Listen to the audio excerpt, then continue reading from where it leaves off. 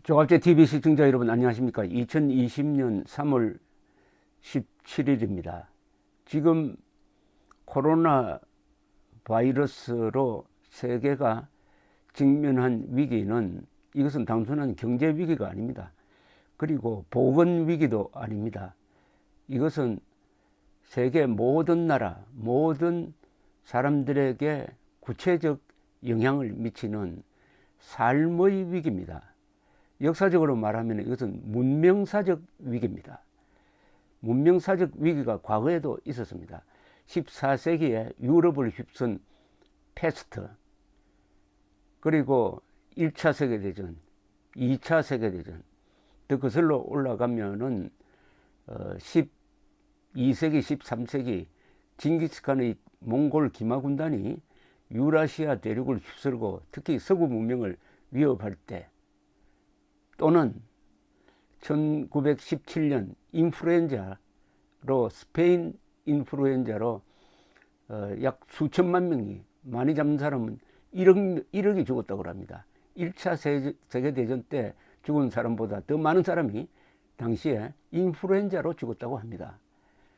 이런 류의 비견이 되는 이 코로나 위기입니다.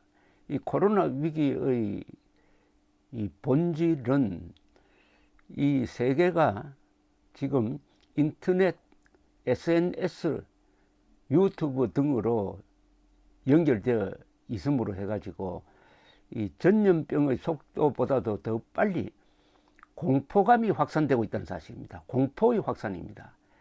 실제로 상당히 과장된 위기입니다. 왜냐?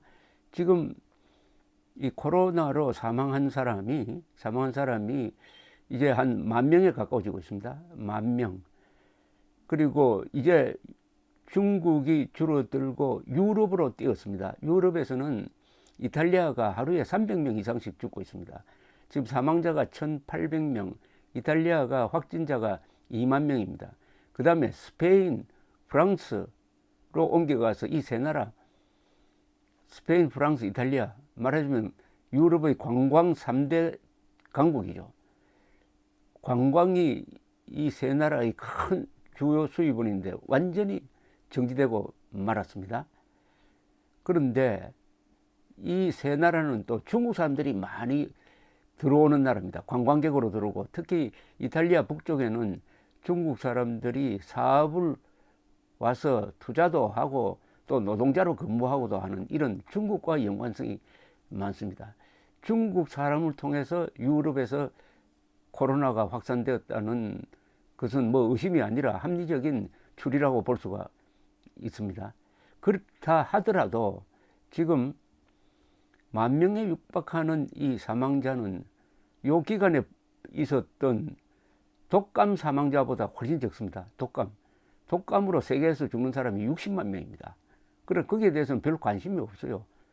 교통사고로 죽는 사람은 한때, 지금 그렇지 않습니다만 중국에서 교통사고로 한때 연간 30만 명이 죽은 적이 있습니다. 한국에서는 한 6천 명까지 올라갔다가 요새는 3천, 4천으로 줄었습니다. 이런 것과 비교하면 지금 이 코로나로 인한 이 사망자는 미미한 수준입니다. 그런데도 이렇게 민감하게 반응하고 있습니다. 이게 바로 이 SNS가 불러오는 공포의 확산이죠. 공포의 확산이니까 과민 반응을 합니다. 과민 반응.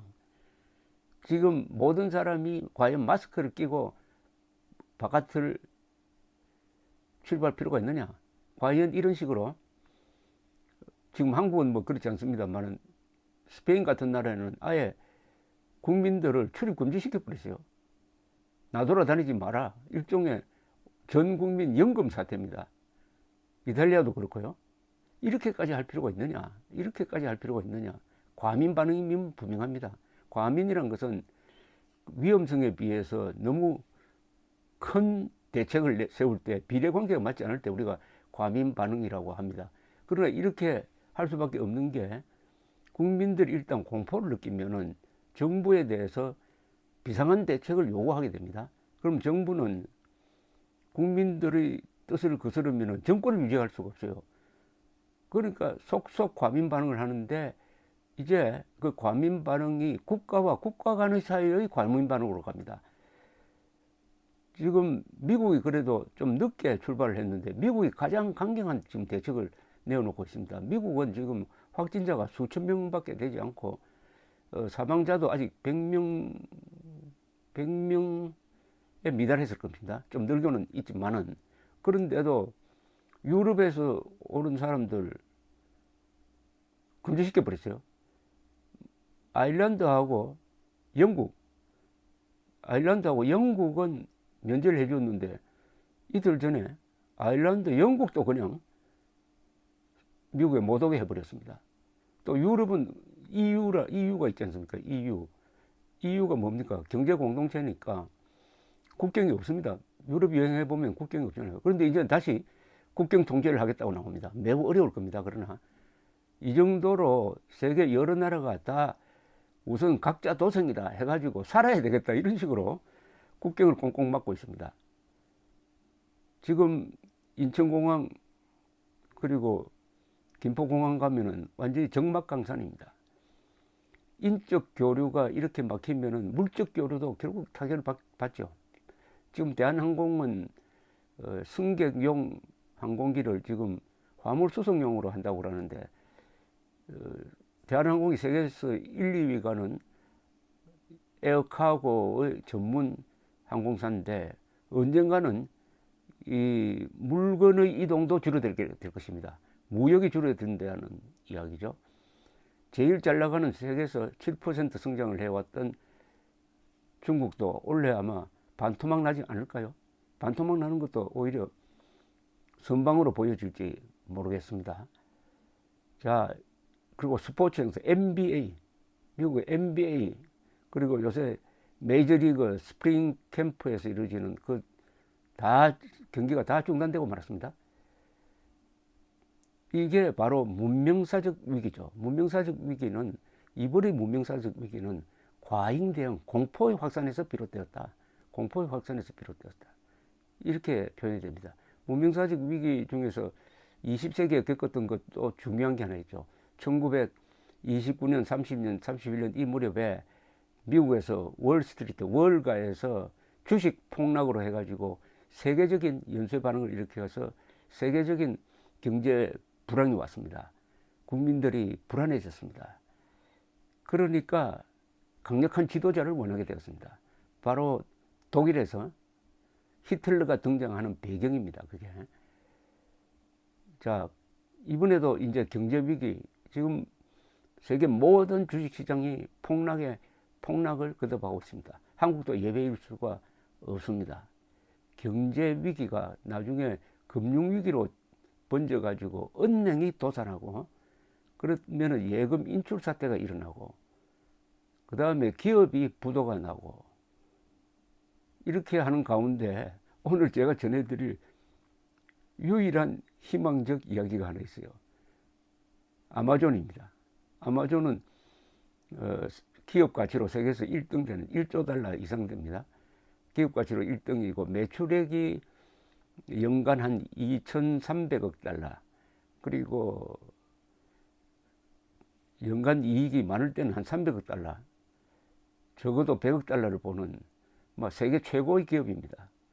제프 베조스라는 이 대학교에서 중퇴한 사람이 창업한 지가 이제 한 30년 됐는데 이 회사가 지금 종업원이 약 60만 명입니다. 그런데 지금 이 문명사적 위기에서 제일 잘 나가는 회사가 되었습니다. 왜냐하면 사람들이 바깥에 나가지 않고 택배에 의존하다가 보니까 그래서 오늘 발표를 했는데 10만 명을 더 고용을 하겠다는 겁니다. 물론 임시직이겠죠. 10만 명을 더 고용하겠다. 그러나 참 이런 위기를 구해주는 것은 국가이기도 하지만 역시 기업이다 하는 생각이 듭니다. 일자리를 마련해 주는 게 기업 아니겠습니까? 일자리를 마련해 주는 두 가지 방법이 있습니다. 하나는 내가 일자리를 찾는 방법이 있고 하나는 기업이 만들어 주는 것. 이게 두 개가 만나야 되죠. 그런데 제3의 일자리 방법이 있습니다. 국가가 일자리 만들어 주는 겁니다. 없는 일자리를 만드는 거죠. 필요 없는 일자리를 만드는 거죠. 지금 문재인 정부가 따라가려고 하는 바로 사회주의 경제가 그렇습니다. 일자리를 만들어주면 고맙다고 생각할지 모르지만 국가가 만들어주는 일자리에서 근무를 하면은 국가 소유가 됩니다. 아마. 국가 눈치를 보게 됩니다. 이게 그 경제를 망가뜨리고 국민성을 망가뜨리는 거죠. 대한민국이 그 식으로 간다. 이게 코리아가 베네수엘라식으로 간다. 이게 잘못하면은 베네코리아라는 말까지 나올지 모르겠습니다. 그런 가운데서 이번에 총선이 치러지게 되었습니다. 총선 구조는 지금 이 야당에 매우 불리합니다. 그동안에 정부의 현금 살포식 복지에 의해서 거기에 의존하는 국민들이 많이 생겼습니다. 이 사람들이 이번 총선 때 아마 이 여당을 찍을 가능성이 많은 거죠. 의존성이 높아질수록 자유민주주의는 약화되게 되어 있습니다. 그것을 이번 이 코로나 사태가 더 가속시킬 것 같습니다. 더 가속화된다. 국가가 전면에 나오니까 국가 기능이 더 강화가 됩니다. 그러면 세계적으로 이 자유민주주의가 위축될 수밖에 없습니다.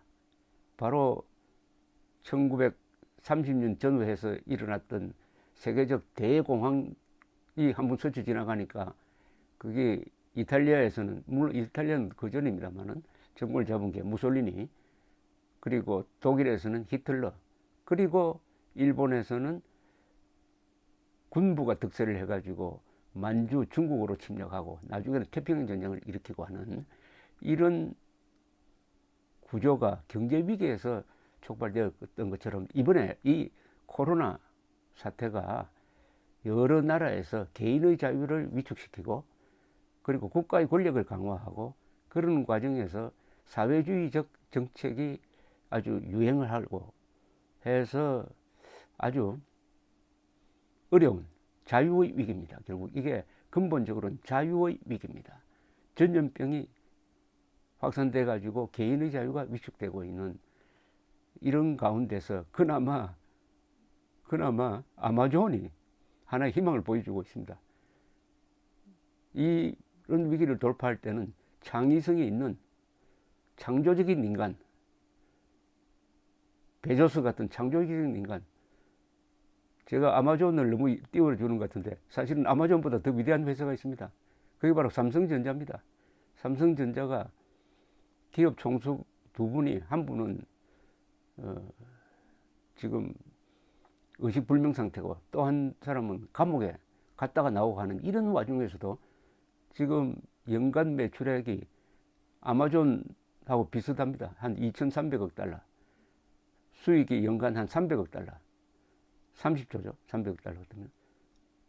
그리고 종업원이 한 30만 명 되는 이런 괴물 같은 회사를 삼성전자가 운영을 하고 있습니다. 그러면 정치, 언론이 그런 삼성전자를 한국의 대표 선수라고 생각하고 뒤에서 응원해야 될 텐데 어떻게 하면 삼성전자를 깎아낼 거냐로 고심하는 이런 속에서도 이런 위대한 성과를 거두었다. 삼성전자에 박수를 보내는 바입니다. 감사합니다.